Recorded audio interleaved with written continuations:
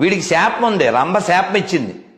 నువ్వు ఎవరినైనా ముట్టుకున్నావా అనుమతి లేకుండా నీ తల వేయి వక్కలవుగాక వక్కపోడిలాగా. స్త్రీ ప్రమేయం లేకుండా స్త్రీని ముట్టుకుంటే శాపం ఉంది. దానికి ఎందుకు శాపం తగలలేదు మరి? రావణాసురుడికి పరాయి స్త్రీని తన ప్రమేయం లేకుండా ముట్టుకుంటే 100 ముక్కలు 3000 ముక్కలే శాపం ఉంది.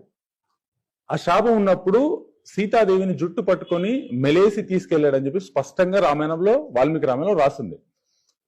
మెలేసి పట్టుకున్నప్పుడు స్త్రీని తాకినట్టే కదా, మరి ఆ శాపం ఎందుకు తగలేదు దానికి? ఇది మంచి ప్రశ్న, మనం పెద్దవాళ్ళని అడుగుదాం.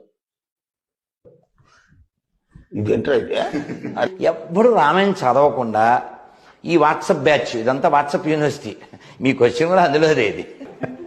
కానీ ఏమి చదివి ఒప్పుకుంటాం, ఇది ఒప్పుకోమనే ఖచ్చితంగా